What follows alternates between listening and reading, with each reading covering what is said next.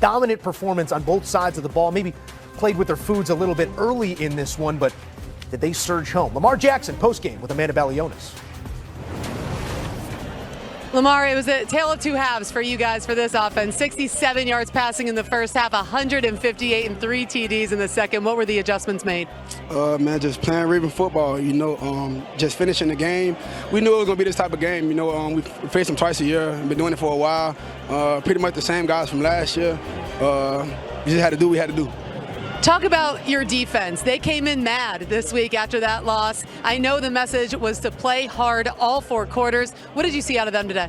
Man, the original Ravens defense, the guys got a turnover, got 2 turnovers at that, made things happen, scored 1 turnover, and kept the offense from moving the ball downfield and points on the board.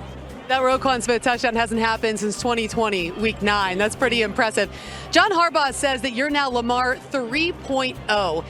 Considering the way you guys won this game, it was in the air, not on the ground like we're so used to seeing from you guys. What does that say about the evolution of this offense?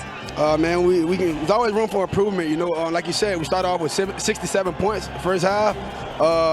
Hopefully we dial it up at the beginning of the game, first half, and then finish the game even stronger. So we just got to keep working hard, getting practice, and do better. Appreciate the time.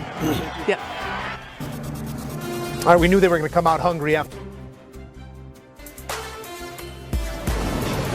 Back in studio with the guys, and the word resounding in my head in preparation for this game was response. We wanted to see the way the Ravens would respond to the game ending in week 1. What did you make of the response and the levee breaking here in the second half? Well, what the Ravens did, they took advantage of some short fields because for the first 2.5 quarters of this game, Cleveland's defense looked like Cleveland's defense from week 1, looked like Cleveland's defense from really the better part of the last 2-3 years under Jim Schwartz, because they were scoring from 24 out, 51 yards out, and then 5 yards out. So Lamar Jackson and that offense didn't have to do too much.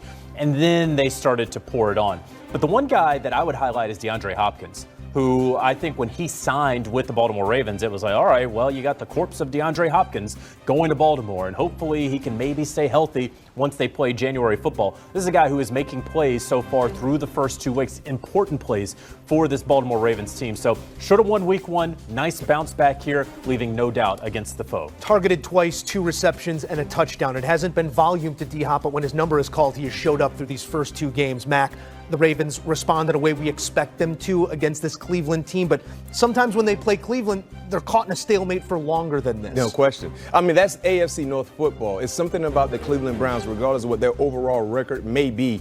They play tough within the division. Just ask the Cincinnati Bengals, who were biting their teeth for 4 quarters. And this is the bright thing about this game in terms of how Baltimore won. JJ, you talked about how stagnant the offense was for Baltimore, but guess what? Their defense was not.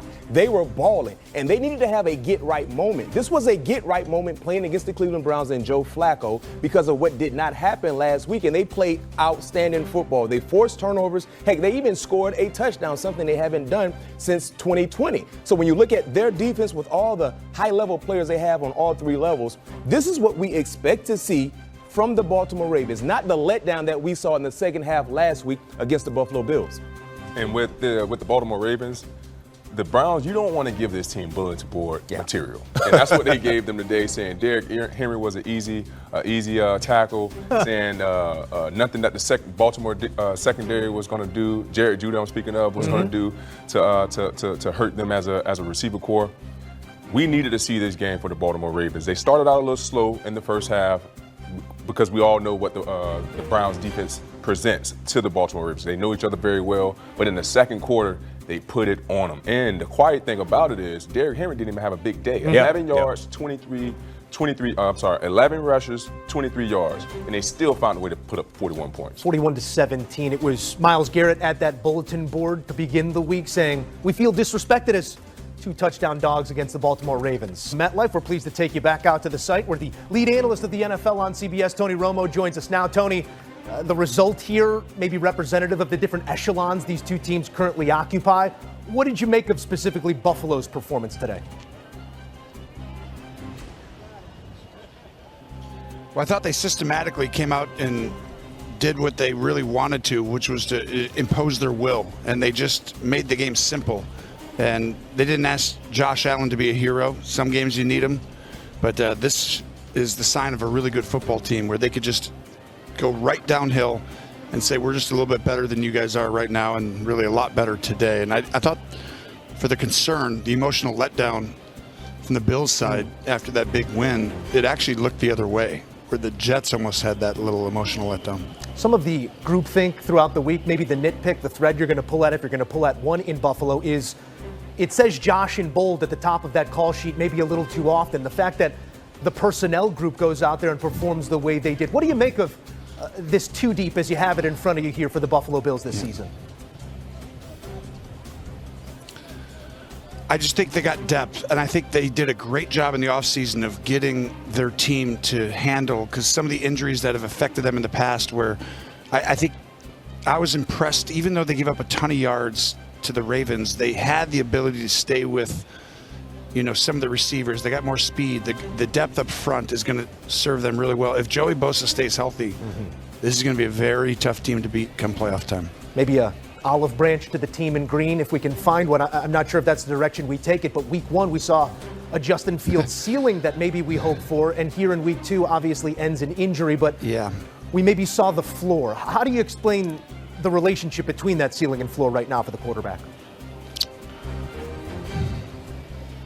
Well, you want to see consistency, so you want to see last week's performance at least have some more of that. I think today it's a tough one, because the challenge is this defense does a great job disguising where to start with your eyes. And I think, but give the Bills credit.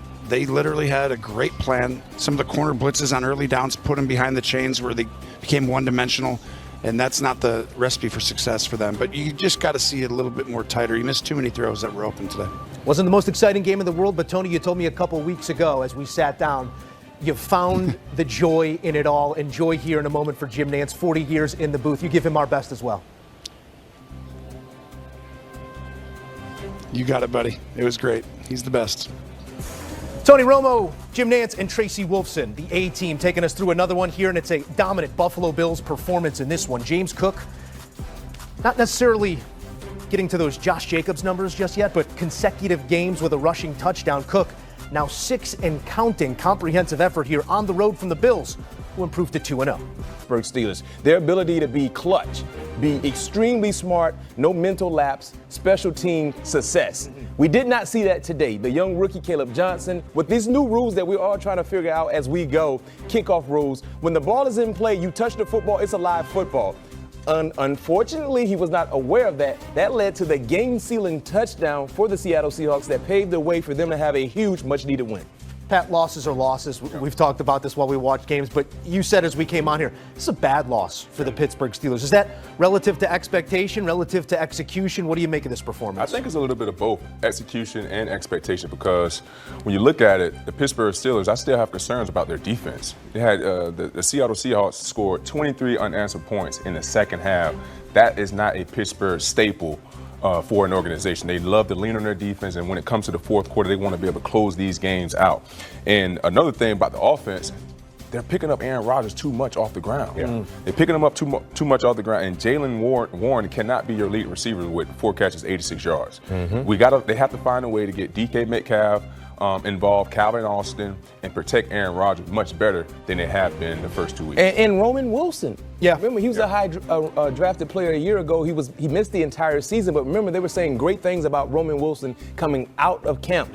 He only had 1 catch. His first career catch happened today. So to your point, the passing game got to find some playmakers. Plenty of positives on the other side. 395 total yards, 295 through the air for Sam Darnold. 2 touchdowns to his 2 interceptions. But how important was this performance to go on the road and come home with 1? Well, it was huge. And I think what we have seen, whether Pete Carroll is the head coach of the Seattle Seahawks or Mike McDonald is, they know how to win when they go across time zones and they play those early, what should be early to the Seattle body clock, those games. They continue to win them. I think 20-4 in their last 24 when they play Sunday 1 p.m. Eastern games. So kudos to them and their staff and operation there. I didn't think that the Seattle Seahawks played all that poorly last week. I think a ball here or there, and they would have beaten 2 plays. Right. 2 plays. 2 plays. And they would have beaten the San Francisco 49ers. We're talking about a 2-0 Seattle Seahawks team, right? But you get 100 yards from Cooper Kupp,